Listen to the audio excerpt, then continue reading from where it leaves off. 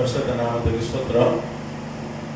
ஆண்டவராகிய இயேசுவின் நாமத்தினாலே உங்களை இந்த ஸ்டீகன் பால் பைபிள் இன்ஸ்டியூட் வகுப்புகளுக்கு அன்புடன் வரவேற்கிறேன். அருமையான சொன்னப்பன் ஐயா, பாஸ்டர்மா, உடன் ஊழியர்கள், வந்திருக்கிற தேவ ஊழியர்கள், கர்த்தருடைய பிள்ளைகள் எல்லாருமே என்னுடைய நன்றியை நான் தெரிவித்துக் கொள்கிறேன். God bless you.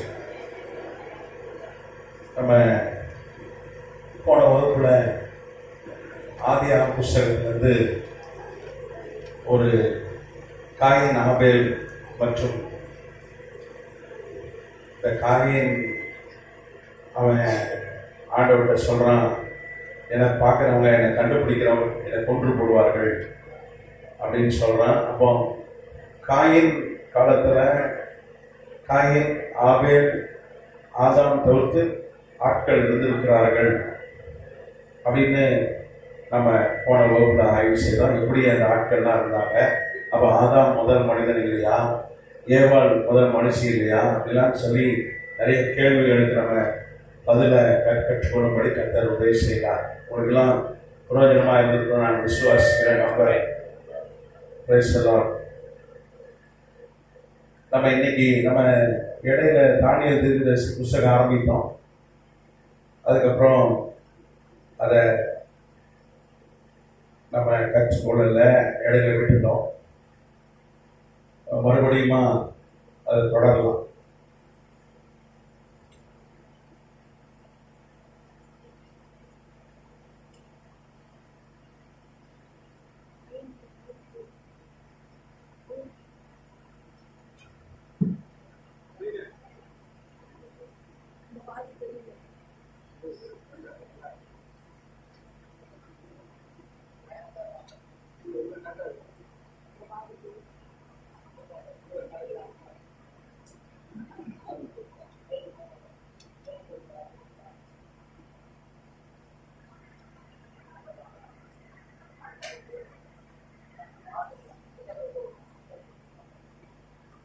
நம்ம தானியேலை குறித்த அநேக காரியங்களை ஆரம்ப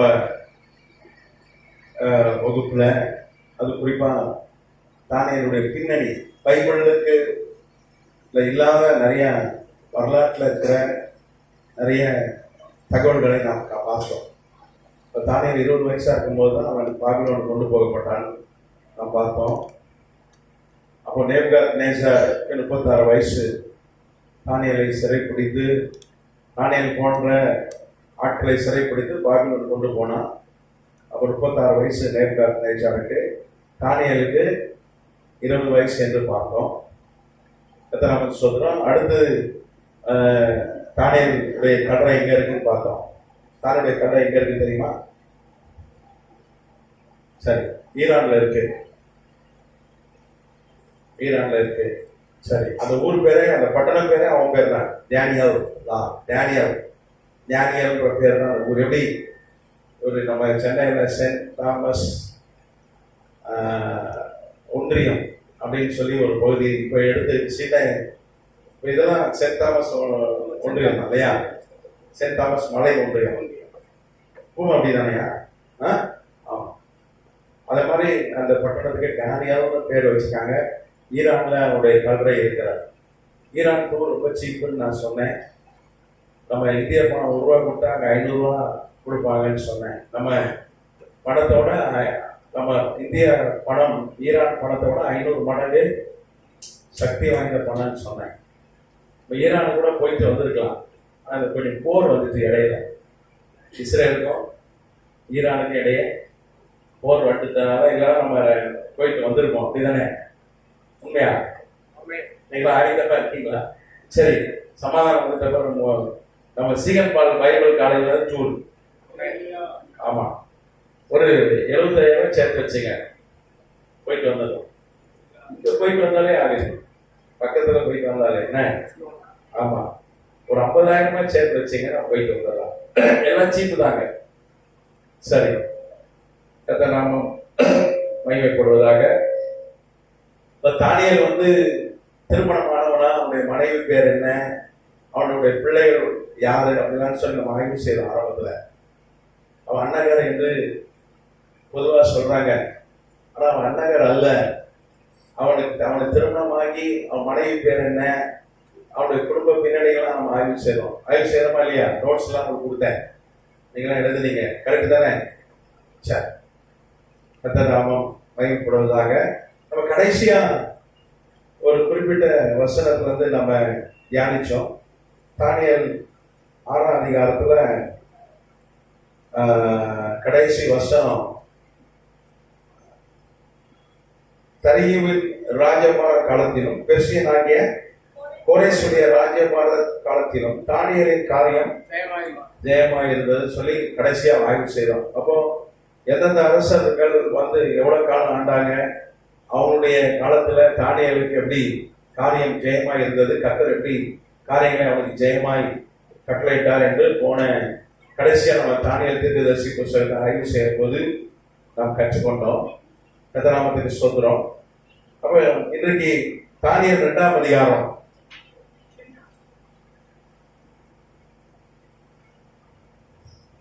தானியேல் 2ஆம் அதிகாரத்துல இருந்து நம்ம காரியங்களை ஆய்வு செய்ய போகிறோம்.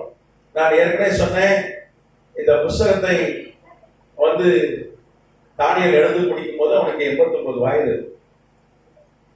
89 வயது அவன் எழுதி முடிக்கிறான்.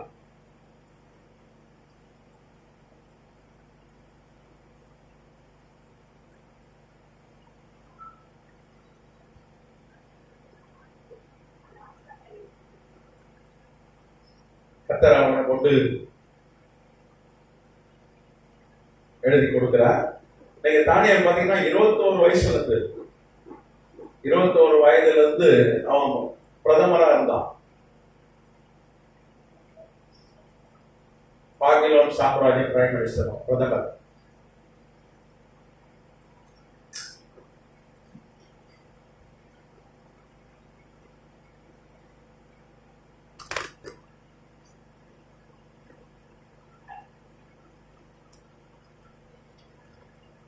எத்தனை வருஷம் தான்? 69 வருடங்கள்.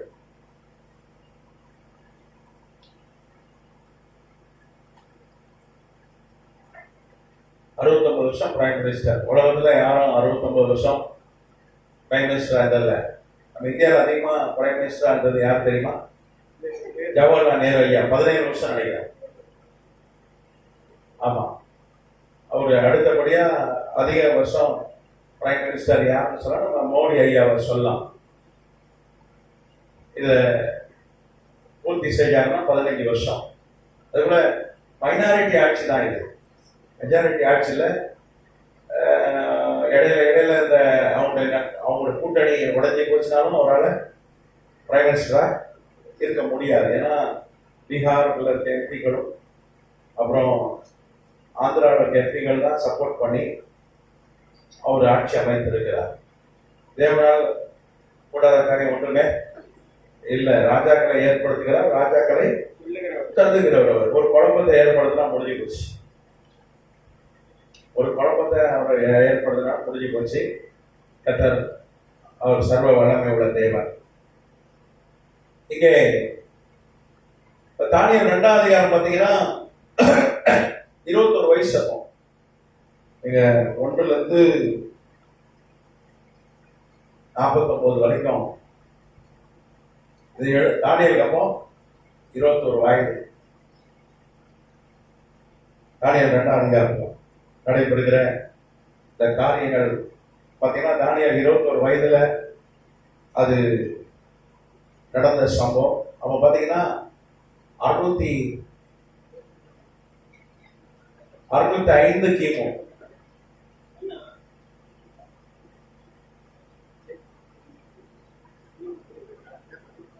605 கிமுல நடந்த ஒரு காரியம் தான் இங்கே பதிவு செய்யப்பட்டிருக்கிறது. கர்த்தநாமத்துக்கு ஸ்தோத்திரம்.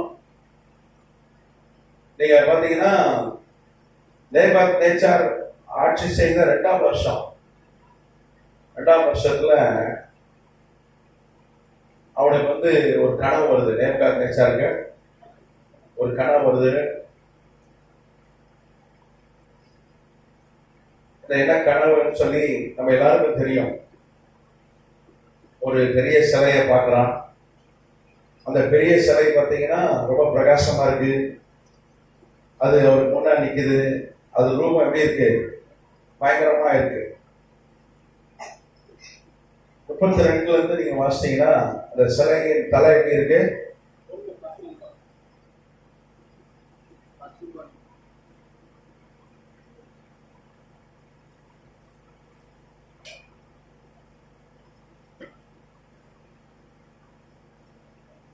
பெரிய சிலை.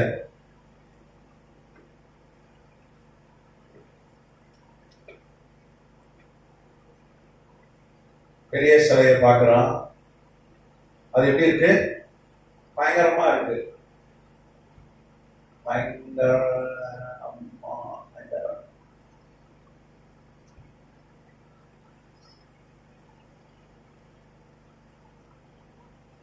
இந்த சிலையை பார்த்து நேபுகாத்நேச்சரே பயந்தான். நேபுகாத்நேச்சர் ஒரு மன்னன். அவன் கணக்கு ஆட்கள் தலையை வெட்டியிருக்கான், பல பேரை கொண்டிருக்கான், ரத்தத்துல குளிச்சு எடுத்தவன். போர்களான அப்படிதான், ரத்தம் குளிச்சுதான் இருக்கணும். அப்படிப்பட்டவன் அவனே பயந்துட்டான். எதை கண்டு அஞ்சாதவன் இந்த சிலையை பார்த்து அவன் பயப்படுறான். ஒரு பயங்கரமான சிலை. நீங்க பாருங்க, வசனம் 31, அவர் வசனம் 32 பார்த்தீங்கன்னா சொல்லப்பட்டிருக்கு, அந்த சிலையின் தலை எப்படி இருக்கு? தலை என்னது? பசும் பொன். அப்புறம் மார்பு வாசிங்க.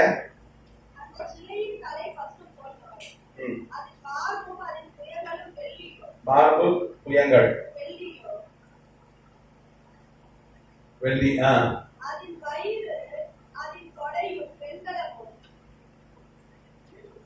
வயிறும் தொடையும்.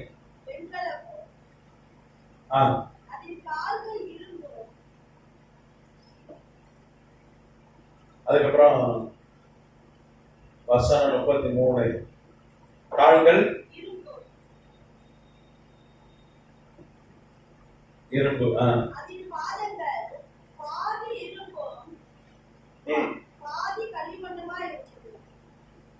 பாதங்கள்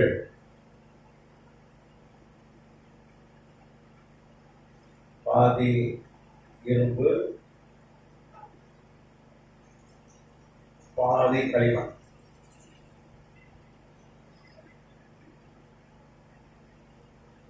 இப்படியே ஒரு சிலையை பார்க்கலாம்.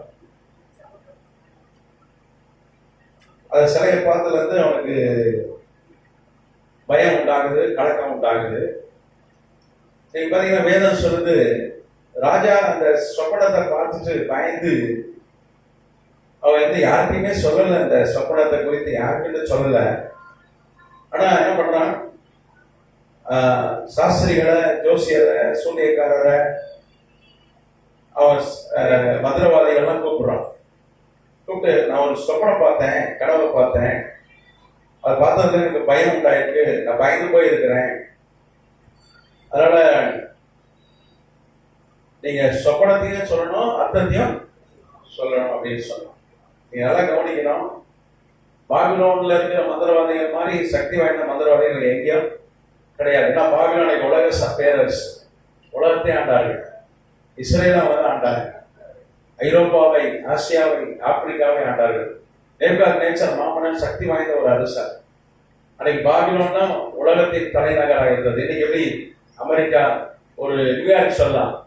நியூயார்க்ல கூட நேற்று தினத்தில் எலெக்ஷன் நடந்தது. அந்த எலெக்ஷன்ல இந்தியா வம்சாவளியை சார்ந்த ஒரு இஸ்லாமிய மனுஷன் ஜெயிச்சு வந்திருக்கான் மேயர் தேர்தலில்.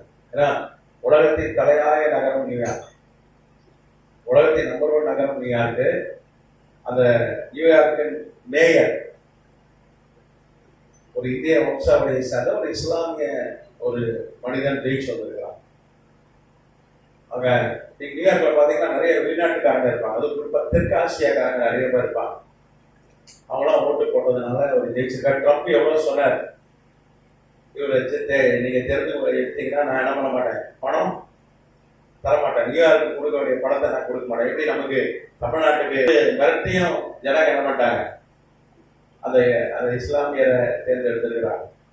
எப்படி இன்னைக்கு உலகத்தின் தலையாய நகரமாய் நியூயார்க் இருக்கிறதோ, அன்னைக்கு நியூயார்க் தான் இன்னைக்கு உலகத்துல ஒரு சக்தி வாய்ந்த நகரம். இன்னைக்கு உலகத்தை ஆட்டி படைக்கிற நகரம். வாஷிங்டன் தலைநகராக இருந்தாலும் பொருளாதாரம் ஃபுல்லா எங்க இருக்கிறது? அதுதான் என்ன, வால் ஸ்ட்ரீட் இருக்கு. உலகத்தின் பொருளாதாரத்தை நிர்ணயம் பண்ணுகிற வால் ஸ்ட்ரீட் எங்க இருக்கு? நியூயார்க்ல இருக்கு. அமெரிக்கால தான் மிகப்பெரிய பணக்காரர் இருக்காங்க. உலகத்தின் மிகப்பெரிய பணக்காரர் யார் சொல்லுங்க? Elon Musk. யாரு? Elon Musk. 50 லட்சம் கோடி சொத்து இருக்கான். எவ்வளவு இருக்கு? எவ்வளவு இருக்கு?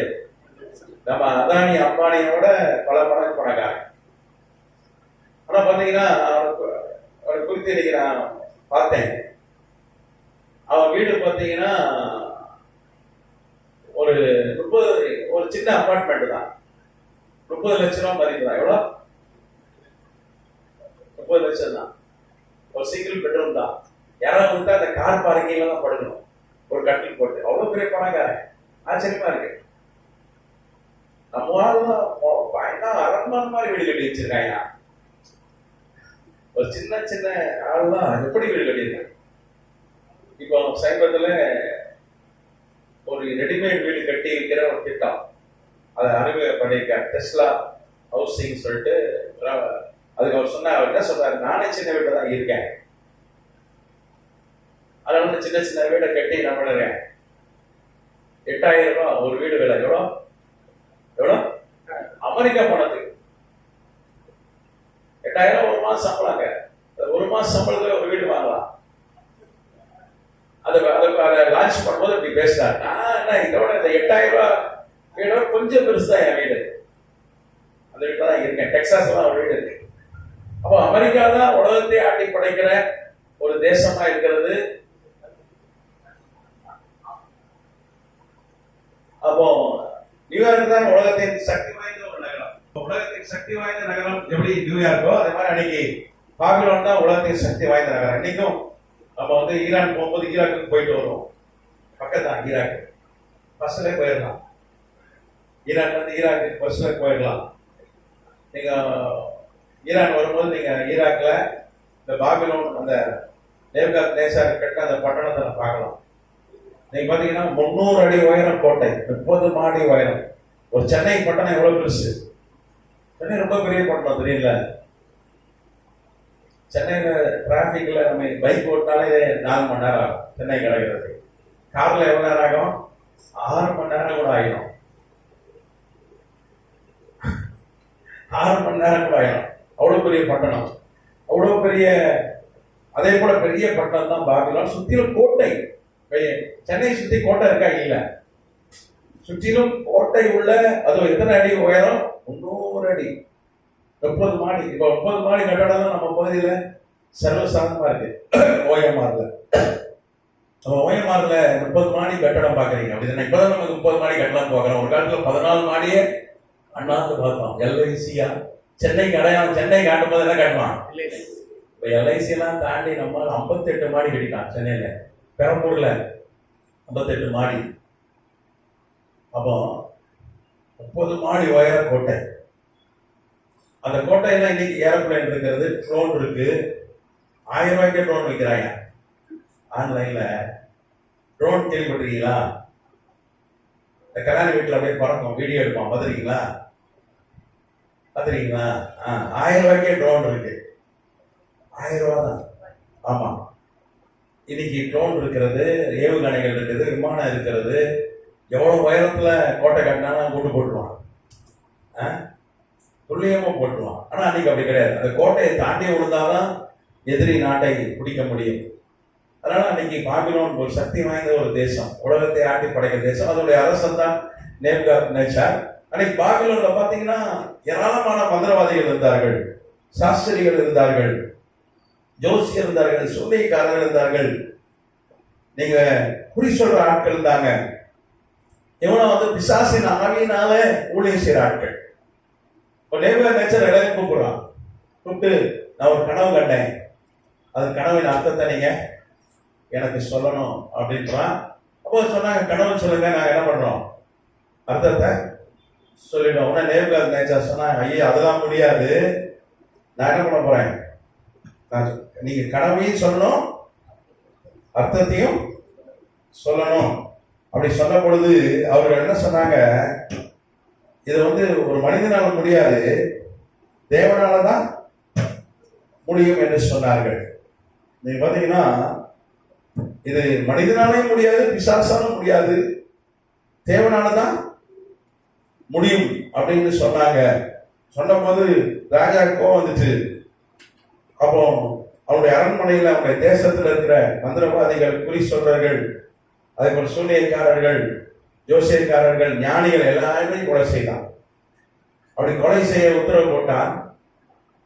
அப்படி கொலை செய்கிறவர்கள் தானியேலையும் விட்டு வைக்கல. தானியேலும் அந்த அவனுடைய நண்பர்களை கொலை செய்வதற்கு அவரை தேடி வந்து விட்டார்கள். கர்த்தர் சோதனம். ஆரியோகு என்கிற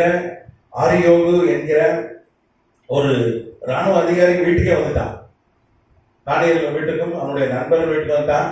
அடுத்த நொடி அவனை கொலை செய்ய போறான். ஏன்னா ராஜாவுடைய உத்தரவு, எல்லா ஞானிகளும் கொலை செய்ய பண்ணணும். இப்போ தானியேலுக்கு தெரியல. கேட்கிறான், எதுக்கு எங்களை கொலை செய்ய வந்தீங்க? உடனே அறியாமல் சொல்றான், இப்படி ஒரு பிரச்சனை, அதனாலதான் ராஜா கொலை செய்யறதுக்கு உத்தரவு போட்டிருக்கிறாங்க.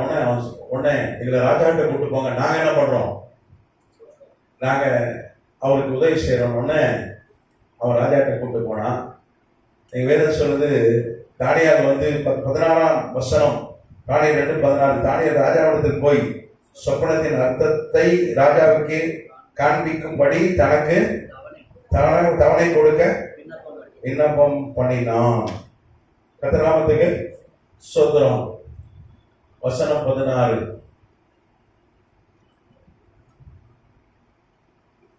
அப்போ தானியேல் ராஜாவை சந்திக்கிறான். தானியேல் பாத்தீங்கன்னா ஒரு பெரிய, அவனுக்கு சமயோஜித புத்தி இருந்தது. புத்திசாலியா இருந்தான், அறிவாளியா இருந்தான், ஞானியா இருந்தான். கரெக்டா பாருங்க, அந்த நேரம் அவன்கிட்ட பேசுறேன்னா அவனை வெட்டி போட்டு போயிருப்பான். கரெக்டா ஞானமா பேசலாம். வரவன் யாரு?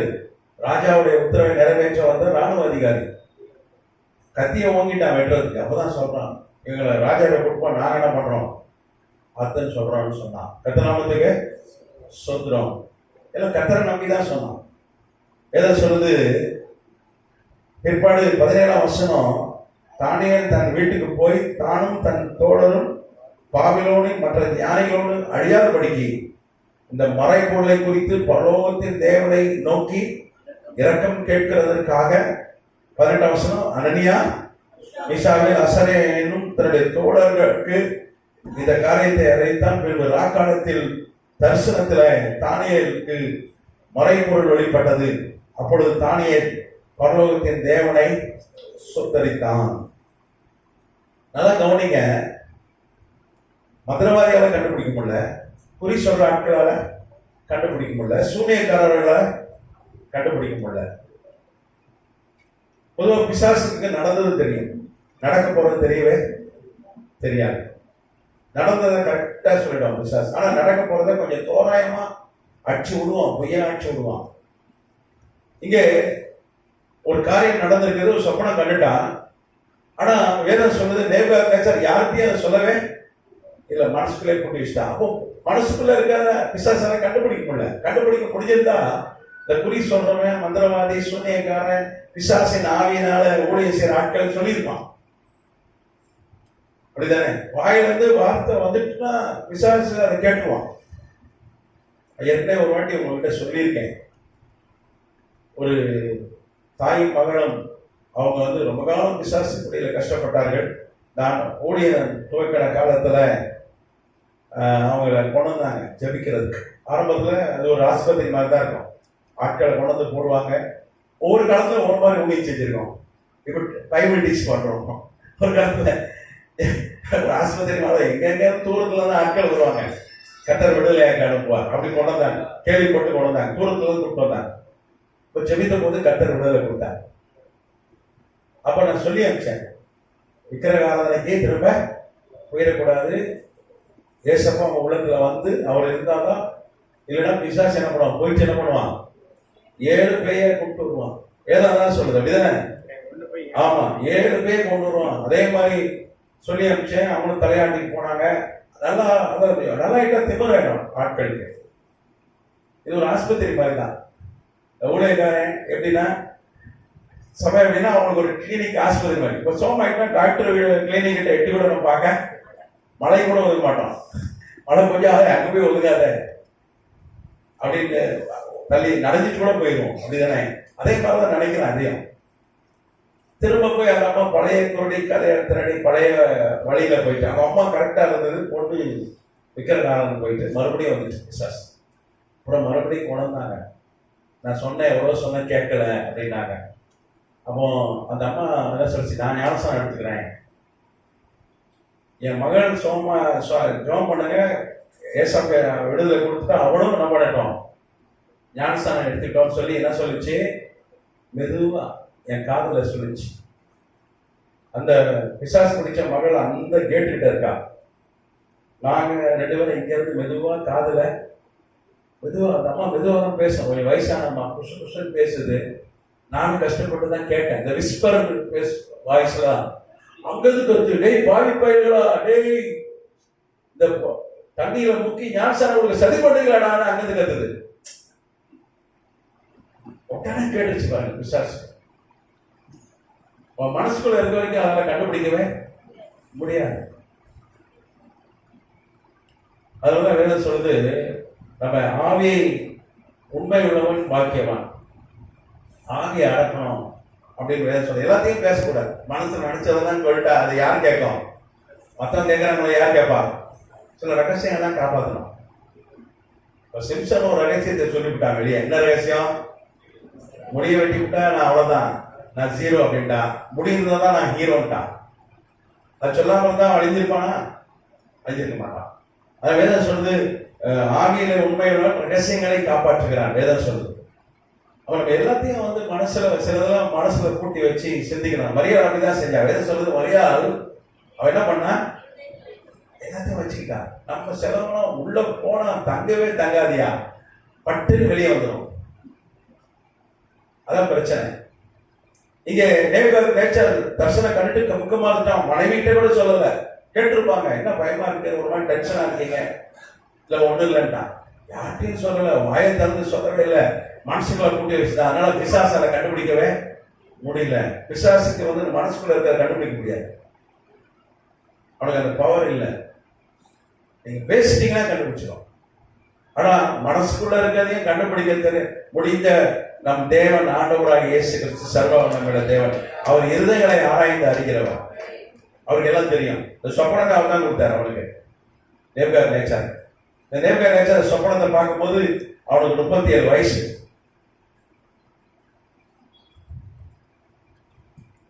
தானியலுக்கு 21 வயசு. 37 வயசுல அந்த ஆண்டவர் ஒரு சொப்பனத்தை அவன் கொடுக்கிறார். இப்ப தானியலும் அவருடைய நண்பர்களும் ஜெபம் பண்றாங்க. டைம் கேட்டு வந்தாங்க. ஒரு நாள் தான் டைம் கேட்டிருப்பாங்க. ராம் முழுவதும் ஜெபம் பண்றாங்க. எல்லாம் ஒற்றுமையா சேர்ந்து ஜெபம் பண்றாங்க. கர்த்தர் என்ன பண்றாரு, அந்த சொப்பனத்தையும் வெளிப்படுத்துகிறார், அர்த்தத்தையும் வெளிப்படுத்துகிறார். கர்த்தர் நாமத்துக்கு ஸ்தோத்திரம். தானியல் போய் என்ன பண்றான், அதனுடைய சொப்பனத்தையும் சொல்றான், அர்த்தத்தையும் ராஜாவுக்கு சொல்றான். கர்த்தர் நாமத்துக்கு ஸ்தோத்திரம். இங்க வேதம் சொல்லுது, இந்த தங்கம்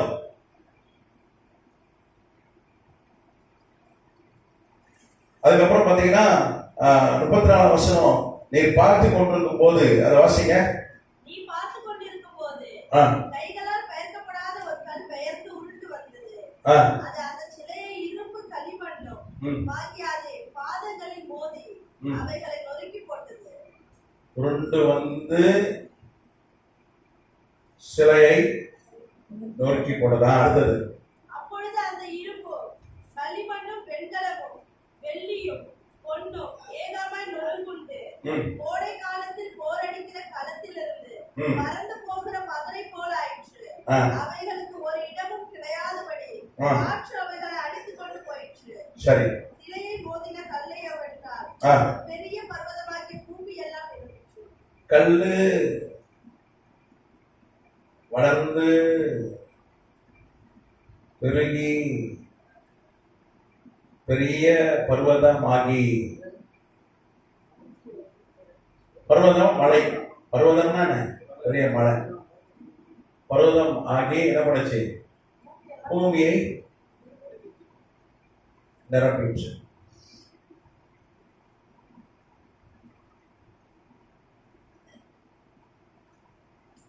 இங்கே 38 வசனம் சொல்லுது, சகல இடங்களிலும் மனுப்புத்திரை வெளியில் மிருகங்களையும் ஆகாயத்தில் பறவைகளும் அவர் மது கையில் ஒப்பு கொடுத்து உம்மை அவைகளை எல்லாம் ஆளும்படி செய்தார். பொன்னான அந்த தலை நீரே. எங்க தலை யாரு? பாபிலோன் சாம்ராஜ்யம், நேபுகாத்நேச்சார்.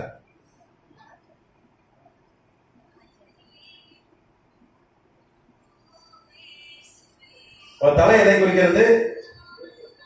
நேபுகாத்நேச்சார் கண்ட சிலையில இருக்க தலை யாரை குறிக்கிறது? பாபிலோன் சாம்ராஜ்யத்தை குறிக்கிறது.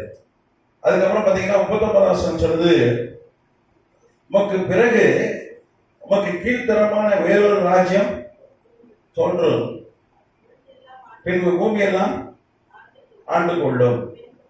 ஆமா. அப்புறம் வெண்கலமான 3ஆம் ராஜ்யம் ஒன்றும் எழும்பும். அப்போ இது வெள்ளி எதை குறிக்கிறது? வேறு ராஜ்யம், ஒரு சாம்ராஜ்யம். அதாவது பாபிலோன் சாம்ராஜ்யம் அடுத்து வர சாம்ராஜ்யம். நீங்க பாத்தீங்கன்னா பாபிலோன் சாம்ராஜ்யம் எப்பொழுது வீழ்ச்சி கண்டது பாத்தீங்கன்னா 538 605 ஆரம்பிச்சு 538 கிமுல வீழ்ச்சி கண்டது.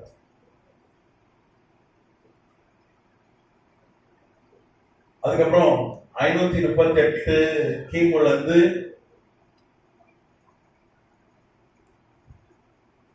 333 கிமு வரைக்கும்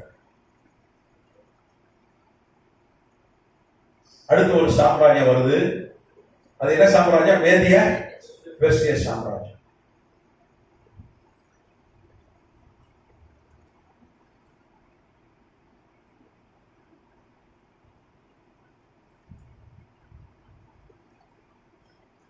அதாவது பாபிலோனுக்கு அடுத்து வர சாம்ராஜ்யம். இன்னைக்கு பாத்தீங்கன்னா நம்ம ஏற்கனவே பார்த்திருக்கோம், ஏசாயா 45 கோரேஸ்னு ஒரு மனிதனை குறித்து சொல்லப்பட்டிருக்கு. கோரேஸ் பாத்தீங்கன்னா அவன் பிறக்கிறதுக்கு 111 வருஷத்துக்கு முன்னாடி ஏசாயா என்ன பண்றாரு? கோரேஸ் பேரை சொல்லி அழைக்கிறார். யார் அந்த கோரேஸ் பேர் சொல்லி அழைக்கிறார் கர்த்தர்? அவன் தாத்தா கூட பிறக்கல. கோரேஸ் தாத்தா பிறக்கிறதுக்கு முன்னாடி இவனை ஆண்டவர் என்ன பண்றாரு? இவனை குறித்து தீர்க்க தரிசனம், நீ என்ன பண்ற? பாபிலோன் சாம்ராஜ்யத்தை நான் உனக்கு தருவேன்றார் ஆண்டவர். உனக்கு முன்பாக பாபிலோன் கோட்டை கதவு திறந்தே இருக்கும், நான் உனக்கு முன்னே போய் கோணலானவங்களை செமையாக்குவேன். பாபிலோன் சாம்ராஜ்யத்தினுடைய பொக்கிஷங்களை, அந்த காலத்துல இருக்கிற ஒளிப்படுத்துகிற பொக்கிஷத்தை புதிய நான் உனக்கு தருவேன்னு அவனுக்கு வாக்கு கொடுக்கிறார். அதே மாதிரி பாபிலோன் சாம்ராஜ்யம் அவனுக்கு கொடுத்தார். கோரேஸ் தான் என்ன பண்றான்? எதுக்கு அவனுக்கு கோரேஸை கட்ட எழுப்புகிறார்னா, அவனுக்கு கொண்டு 2ஆம் தேவாலயத்தை கட்டினான். முதல் தேவாலயம் சாலமோனை கொண்டு கட்டினான், அது இடிக்கப்பட்டது. நேபுகாத்நேச்சார் இடிச்சு போட்டான். பிற்பாடு கர்த்தர் கோரேஸ் எழுப்பி அந்த தேவாலயத்தை கட்டி கொடுக்கிறது தான் இந்த 2வது சாம்ராஜ்யம், வெள்ளி. அதுக்கப்புறம் பாத்தீங்கன்னா அடுத்து ஒரு சாம்ராஜ்யம் வரும், வெண்கலமான 3ஆம் சாம்ராஜ்யம் எழும்பும். அடுத்தது 3வது ஒரு உலக பேரரசு எழும்பும். 3வது உலக பேரரசு என்ன சொல்லுங்க? கிரேக்கம் சாம்ராஜ்யம்.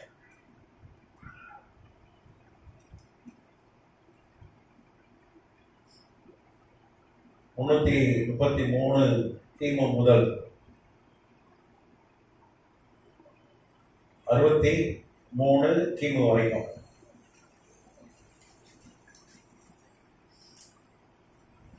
மேதிய பெர்சிய சாம்ராஜ்யம் பாத்தீங்கன்னா எஸ்தர் மகாராணி அந்த சாம்ராஜ்யத்தை சார்ந்த மகாராணி. அகாஸ்வேரன் ஒரு ராஜா எஸ்தர் புஸ்தகத்துல இருக்கு பாத்தீங்களா? சரி, அப்போ கடைசியா தரியன்னு ஒரு ராஜா இருக்கிறான் அவங்க காலத்துல. இங்க பாத்தீங்கன்னா கடைசி ராஜா Belshazzar. Nebuchadnezzar to Belshazzar. Daniel 5ஆம் அதிகாரத்துல போட்டுக்கல, பெல்ஷாத்சார்னு ஒரு ராஜா போட்டிருக்கா.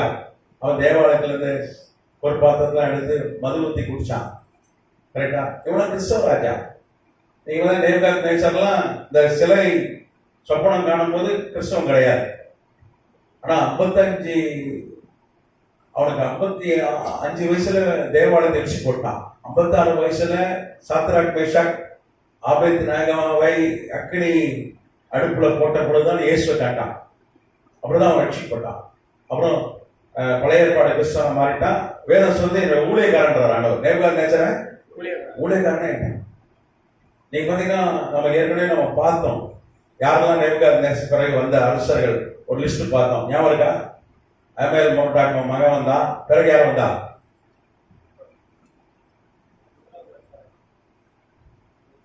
எரிஸ்லான்னு ஒருத்தர் வந்தாரு. அதுக்கப்புறம் மொர்டாக்னு ஒருத்தர் வந்தாரு.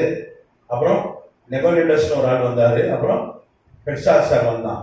பார்த்தோமா? எல்லாமே கிறிஸ்தவர்கள் தான். நேபுகாத்நேச்சருடைய குடும்பமே கிறிஸ்தவ குடும்பமா. ஏன்னா ஊழியக்காரன் ஆயிட்டான். ஆண்டவர் சொன்ன என்னுடைய நேபுகாத்நேச்சர் யாரே? என்னுடைய ஊழியக்காரன். அவனும் கிறிஸ்தவர்கள். வேதம் சொல்லி தெரிந்து செய்கிறவனுக்கு அதிக அடி அதிக ஆக்கினை. தெரியாம செஞ்சுட்டா ஆண்டவர் மன்னிக்கிறார். பவுலே சொல்றான், பாவிலும் பிரதான பாவி, ஆனா நான் தெரியாம செஞ்சிட்டேன், எனக்கு தெரியாது. இயேசு மெய்யான தெய்வம்னு எனக்கு தெரியாதனால தான் என்ன பண்ணேன், ஆதி திருச்சேவை நான் துன்பப்படுத்தினேன்றான். உண்மைதான். இயேசுவை தரிசிக்கிறான், அப்புறம் மனம் திரும்புறான். இவர்கள் எல்லாம் தெரிஞ்சவர்கள். நேபுகாத்நேச்சார் அப்படி அற்புதத்தை பெற்றவன், எல்லாம் அற்புதம் பெற்றவங்க. அது குறிப்பா நெபோலிடஸ் எல்லாம் பாத்தீங்கன்னா நல்ல பக்தியான அரசன். அவன் பிள்ளை அவன் கிறிஸ்துவன், பழைய ஏற்பாட்டு கிறிஸ்துவன். ஆனா போதையில, குடி போதையில கர்த்தர் சமூகத்துல இருந்த அந்த தங்க பொறுப்பாத்திரத்தை என்ன பண்றான், சாராயம் குடிக்கிறான். அவனுடைய மர்மமான ஆட்டையும் அப்படி செய்கிறான். அதனால தான் கர்த்தருடைய கோபம் பச்சை எரியுது. தெரிந்து செய்கிறவனுக்கு அநேக அடிகள், அதிக ஆக்கணை, அதிக தண்டனை. இன்னைக்கு ஒருத்தர் எனக்கு ஃபோன் பண்ணி, ஐயா ஒரு ஞானஸ்தான சான்றிதழ் வேணும்னு கேட்டார். அவரும் ஒரு ஊழியக்காரர் தான். நான் கேட்டேன், ஞானஸ்தான சான்றிதழ் வேணும்னா எங்க ஞானஸ்தானம் எடுத்தாலும் அந்த பாஸ்டர் ஐயா தான் கொடுக்கணும். அப்படி ஞானஸ்தானம் பெறலைன்னா நீங்க சொல்லுங்க, யாருமே கொடுக்கலன்னா நான் கொடுக்குறேன். ஞானஸ்தானம் கொடுத்து சான்றிதழ் கொடுத்தேன். இல்லை அவங்க ஞானஸ்தானமே இப்போ எடுக்கல, ஆனால் ஒரு அரசாங்கத்தில் ஒரு காரியத்துக்காக அவங்களுக்கு என்ன வேணும், ஞானஸ்தான சான்றிதழ் வேணும் ஒரு குறிப்பிட்ட காரியத்துக்காக. அதனால நீங்க கொடுங்க அப்படின்னாரு. நான் சொன்னேன், நான் கொடுக்க மாட்டேன். ஏன் கொடுக்க மாட்டேன்? அது போலி. இன்னொன்று அதில் பார்த்தீங்கன்னா எப்படி கொடுப்போம் ஞானஸ்தான சான்றிதழ்? உதாரணத்துக்கு ஒரு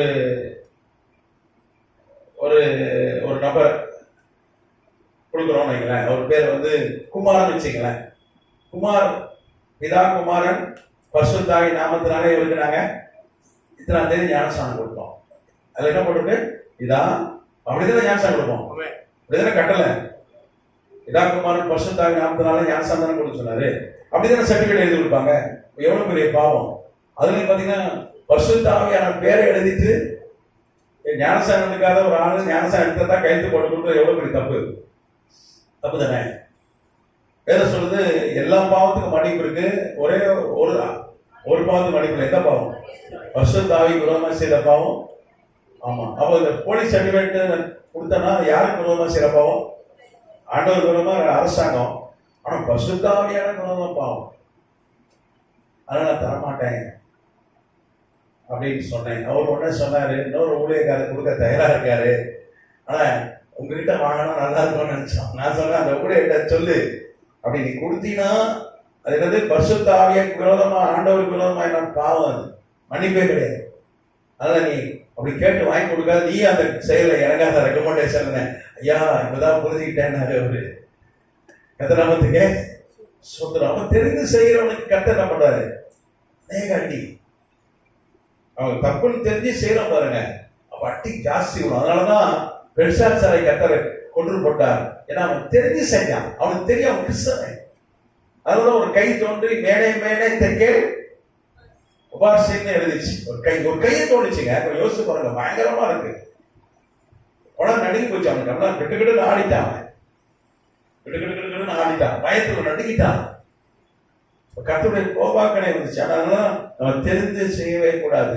அதுவும் பரிசுத்தாவியான குணமா செய்யப்பட்ட பாவத்துக்கு மன்னிப்பே கிடையாது. அதனால நம்ம ரொம்ப எச்சரிக்கையா இருக்கணும். அப்போ தெரிந்து பாவம் செய்தால் சாம்ராஜ்யமே ஒரு முடிவு வந்துவிட்டது. எல்லாம் கிறிஸ்துவர்கள், தேவனை அறிந்தவர்கள். அதுக்கப்புறம் பாத்தீங்கன்னா மேதிய பேசிய சாம்ராஜ்யம் பாத்தீங்கன்னா கடைசி ராஜா பேர் தரியு. கோரேஷ்ல ஆரம்பித்து கோரேஷ் டு தரியு, கடைசி ராஜா தரியு. Cyrus to Darius. இது பாத்தீங்கன்னா நேபுகத்நேசர்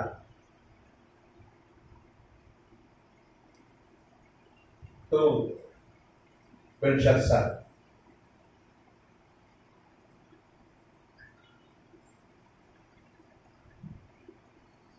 அது பிற்பாடு கிரேக்க சாம்ராஜ்யம் எப்படி இந்த பூமியில வந்ததுன்னா மாமன்னர் அலெக்சாண்டர் உலகத்தை ஜெயிச்சார். நம்ம வரலாறு படிச்சா இந்தியாவில் கூட வந்து போர் செய்தார்.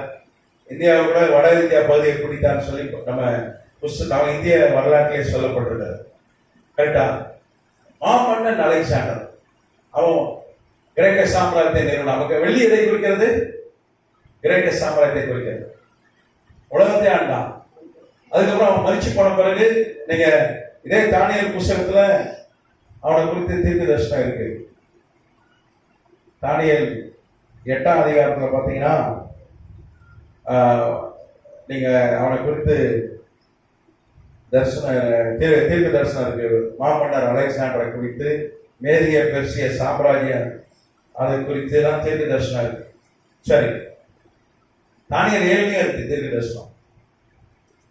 அதுக்கு பிற்பாடு நீங்க பாத்தீங்கன்னா கால்கள் இரும்பு சாம்ராஜ்யம் எதை குறிக்கிறது?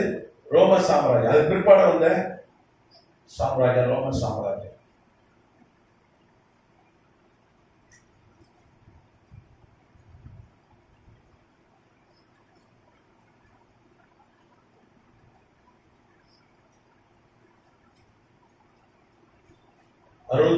கிபில ஆரம்பிக்குது.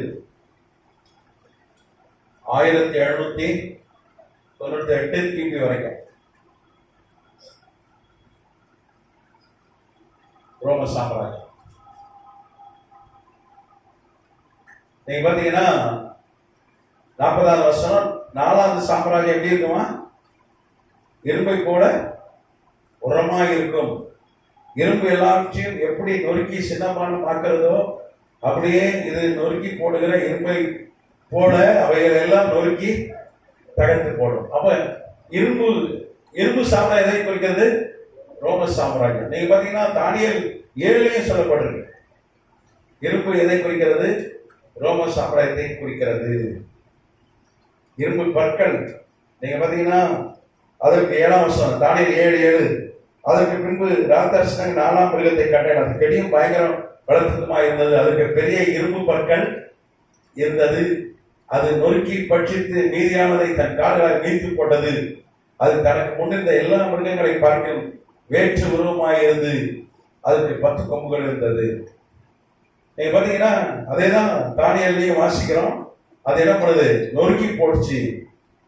இரும்பும் ரோம சாம்ராஜ்யத்தை குறிக்கிறது. நீங்க பாத்தீங்கன்னா ரோம சாம்ராஜ்யம் தான் ஆண்டவர் இயேசு கிறிஸ்துவை சிலுவையில் அறைந்தது. அது தெரியுமா உங்களுக்கு? அன்னைக்கு பிலாத்து கவர்னர் திபேரியஸ் ரோம பேரரசர் எல்லா சீசர்களையும் அப்போஸ்தலர்களையும் நிறைய ஊழியரையும் கொண்டது என்னது? ரோம சாம்ராஜ்யம். பவுலை கொண்டது நீரோ ரோம பேரரசர். தலையை வெட்டி கொண்டுட்டான். பேதுருவை தலையில அறிஞ்சிட்டான் சிலுவையில. யோவானை மாத்திரம் கொல்ல முடியல. யோவானை கொலை செய்ததுக்கு விஷம் கொடுத்தார்கள், சிங்க கம்பியில போட்டார்கள், அப்புறம் எண்ணெய் கொப்பரில போட்டாங்க, அப்புறம் பத்மத்தீவுல போட்டாங்க. சாகவே இல்லை, வெளியே வந்துட்டான். அவன் 4 வயசு வரைக்கும் உயிரோடு இருந்தான். பத்மத்தீவுல வெளியே வந்து 4 வருஷம் 5 வருஷம் ஊழியம் செய்தான். ரத்த சாட்சி அவன் மறிக்கல. அவனை மறிக்க விடல ஆண்டவர். அவனும் எவ்வளோ மரணத்தை தொட்டுட்டு வந்தவன். சாவே அவனுக்கு வரவே இல்லை. வயசாகிதான் செத்தான். ஆனா யோவான் செத்துட்டான். சிலர் நம்ம தமிழ் டிவி சேனல்லாம் சொன்னாங்க யோவானை பார்த்தா ஒரு டீ குடிச்செல்லாம் சொல்றாங்க. அவங்க சொல்றதெல்லாம் என்னது? கடை தெரிந்த போய். யோவான் மறிச்சிட்டாரு, டெத் சர்டிஃபிகேட் இருக்கு. டெத் சர்டிஃபிகேட் கூட தரேன். டிராஜன் என்கிற ரோம பேரரசருடைய முத்திரையோட டெத் சர்டிஃபிகேட் பெர்லின் ஸ்டேட் மியூசியத்தில் இருக்கு, ஆன்லைன்ல இருக்கு. அவருடைய கல்லறை எங்கன்னா வேசு பட்டணத்துல செல்சுக்குன்னு ஒரு மலை குன்றுல அவருடைய கல்லறை இருக்கு, யோவானுடைய கல்லறை. அந்த கல்லறையெல்லாம் உடைச்சி டிஎன்ஏலாம் பண்ணாங்க. இந்த விஞ்ஞானிகள் எல்லாம் எடுத்து ஆய்வுலாம் செஞ்சுட்டு யோவான் தான் நிரூபிச்சிருக்காங்க. அப்போ யோவான் உயிரோடு இருக்கிறான்னு சில என்ன பண்றாங்க, நீங்க கேட்டிருப்பீங்க, நம்ம தமிழ் டிவி சேனல் உட்காந்து கும்பலா பேசுவாங்க. நாங்க போனோமா, இமயமலைக்கு போனோமா, கைலாசம் அங்க மலைக்கு போனோமா, அங்க ஒரு தாடிலாம் வச்சுட்டு ஒரு வயசான உட்கார்ந்துருந்தா இருப்பான், எங்களுக்கு டீ போட்டு கொடுத்தாரு. நாங்களாம் டீ குடிச்சோம். அப்புறம் பார்த்தா யோவான் தருது. அட அண்ட புழு ஆகாச புழு புழுலாம் அப்படிலாம் இருக்கான், போய் சொல்றான். ஆனா யோவான் மறிச்சிட்டார், உயிரோடு இல்லை. சரி, அதுக்கப்புறம் இது ரோம சாம்ராஜ்யம் பார்த்தீங்கன்னா கிறிஸ்தவத்துக்கு விரோதமாக எழுதின சாம்ராஜ்யம் ரோம சாம்ராஜ்யம். பல கோடி பேரை கொண்டது. அவங்க மாத்திரம் ஒரு ஒரு ஒரு 12-13 கோடி கர்த்தருடைய ஊழியர்களை தேவ பிள்ளையை கொண்டு கொண்டார். பயங்கரமான சாம்ராஜ்யம். உலகத்தை ஆண்டார்கள். இந்திய தேசம் உள்ளிட்ட உலகத்தின் எல்லா பகுதியும் ஆண்டார்கள் ரோமர்கள். நம்ம இந்தியாவுடைய நாணயங்கள் பார்த்தீங்கன்னா ரோம நாணயங்கள் தான். நீங்க கீழடி, மதுரை கீழடி போனீங்கன்னா அங்க ரோம நாணயங்களை பார்க்கலாம். அதுக்கு பிற்பாடு தான் ருப்பியன்ற ரூபா முறை. ருப்பியன்றது பார்த்தீங்கன்னா 16ஆம் நூற்றாண்டு தான் வந்துச்சு. அதுவும் செர்சான ஒரு அரசன் தான் அதை கொண்டு வந்தான் பணத்தை. ஒரு நம்ம டாக்டர் கலைஞர் ஐயா ஒரு வரலாற்று நாவல் ஒன்று எழுதினார். அதுல ரோம பாண்டியர் அப்படின்னு ஒரு நூல் எழுதியிருக்கிறார். பாண்டியர்களுக்கும் ரோமர்களுக்கும் உறவு இருந்தது, அவங்க ஆளுகை இருந்தது, உலகம் ஃபுல்லா ஆண்டாங்க. அதான் இரும்பும் சாம்ராஜ்யம். அதுக்கப்புறம் அடுத்தது பார்த்தீங்கன்னா 41ஆம் வசனம், பாதங்களும் கல் விரல்களும் பாதி குயவனும் பாதி குயவனின் களிமண்ணும் பாதி இரும்பமா இருக்க கண்டீரே, அந்த ராஜ்யம் பிரிக்கப்படும். ஆகிலும் களிமண்ணோட இரும்பு கடந்திருக்க நீர் கண்டபடியே இரும்புடைய உறுதியில் கொஞ்சம் அதுல இருக்கும். ஒரு 42ஆம் வசனம், கால் வீரர்கள் பாதி இரும்பும் பாதி களிமண்ணமா இருந்தது என்னவென்றால் அந்த ராஜ்யம் ஒரு பங்கு உரமும் ஒரு பங்கு நெரிசலமாக இருக்கும். 43ஆம் வசனம், நீ இரும்பை களிமண்ணோடு கலந்ததாக கண்டீரே, அவர்கள் மற்ற மனுஷரோடு சம்பந்தம் கலப்பார்கள். ஆகிலும் இதோ களிமண்ணோடு இரும்பு கலவாதது போல அவர்கள் ஒருவரோடு ஒருவர் ஒட்டி கொள்ளாது இருப்பார்கள். இங்கே கடைசி சாம்ராஜ்யத்தை பார்க்கலாம். கடைசி சாம்ராஜ்யம் என்னது? ரோம பேரரசுக்கு பிறகு வருகிற கடைசி சாம்ராஜ்யம் என்னது? இரும்பும் களிமண்ணுமான சாம்ராஜ்யம். இதான் கடைசி.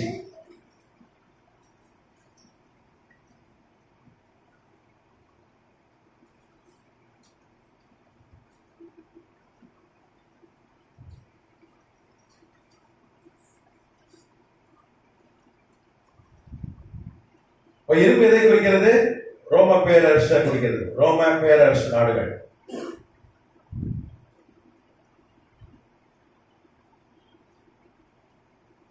களிமண் எதை குறிக்கிறது? இப்ப ரெண்டும் கலந்த ஒரு சாம்ராஜ்யம், தனித்தனி நாடுகளாக இருப்பார்கள். அவங்களுக்குள்ள ஒரு ஒப்பந்தம் இருக்கும். இந்த ஒப்பந்தங்களின் பேர் சாம்ராஜ்யம் என்று வேதம் சொல்லுது. தனித்தனியா இருப்பார்கள், ஆனா அவங்களுக்குள்ள ஒருத்தர் கலந்துக்க மாட்டாங்க. தனித்தனி நாடுகளா இருப்பார்கள், ஆனா அவங்களுக்குள்ள ஒரு ஒப்பந்தம் இருக்கும். நீங்க பாத்தீங்கன்னா இரும்பு ரோம பேரரசு நாடுகளை குறிக்கிறது. களிமண் பாத்தீங்கன்னா நீங்க எபிரேய பைபிள் வாசிச்சீங்கன்னா, எபிரேய பைபிள் அதை போட்டிருக்கு, ஒரு வாசிக்கிறேன். அற்பே என்ற ஒரு வார்த்தை பயன்படுத்தப்பட்டது.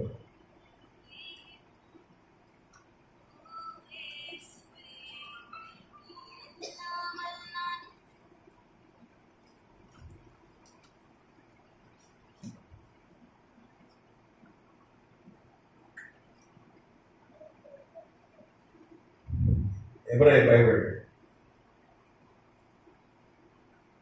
அராம் என்கிற வார்த்தை பயன்படுத்தப்படுகிறது.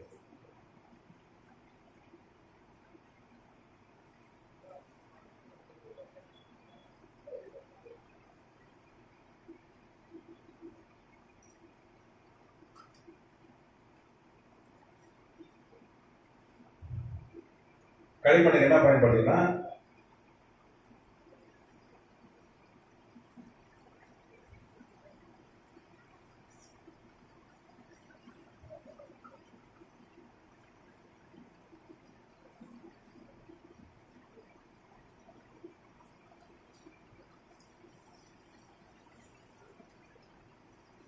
அரபுன்னு வார்த்தை பயன்படுத்துது. அரபு, நீங்க பைபிள் அரபு நாடுகள் அப்படின்னு போட்டிருக்கோம். நீங்க பாருங்க, தாவீது அரபு நாடுகள் வரைக்கும் ஆளுகை செய்தான் போட்டிருக்கு. அதுக்கப்புறம் நியாயாதிபதி புத்தகத்துல அரேபியரை குறித்து சொல்லப்படுறது. எங்கெல்லாம் பைபிள் அரேபியர் என்கிற வார்த்தை பயன்படுத்தப்பட்டிருக்கோ அவங்கெல்லாம் இந்த வார்த்தை தான் பயன்படுத்துங்க. அப்போ களிமண் எதை குறிக்கிறது? அரபு நாடுகளை குறிக்கிறது. அப்போ ரோம பேரரசு நாடுகளும் அரேபிய நாடுகளும் ஒன்று இணைந்து சேர்ந்த ஒரு கூட்டணி தான் கடைசி வல்லரசு. அதுக்கப்புறம் வல்லரசு கிடையாது. அதுக்கப்புறம் கல்லால் ஒரு கல், கைகளால் பேர்க்கப்படாத ஒரு கல் என்ன பண்ணி மோதி இந்த சாம்ராஜ்யம் அழித்து துள்துளா ஆக்கி காத்துல அதை பறக்க விட்டு, அதுக்கப்புறம் உலகம் ஃபுல்லா அந்த கல் ஒரு பெரும் பர்வதமாய் மழையா என்ன பண்ணிடும், உலகத்தை மூடிடும் அப்படின்னு சொல்லி நம்ம பார்க்கிறோம். அந்த கல் யார்? ஆண்டவராகிய இயேசு கிறிஸ்து. அப்ப அடையாளபூர்வமான ஒரு தீர்க்க தரிசனம், ஒரு காட்சியை அவன் பார்க்கிறான். அப்ப கடைசி வல்லரசு என்னது? இரும்பும் களிமண்ணுமான சாம்ராஜ்யம். அவங்க களிமண்றது அரபு நாடுகளை குறிக்கிறது. அப்போ ரோம பேரரசு நாடுகளும் அரபு நாடுகளும் சேர்ந்தது தான் கடைசி வல்லரசு. நீங்க பாத்தீங்கன்னா 1949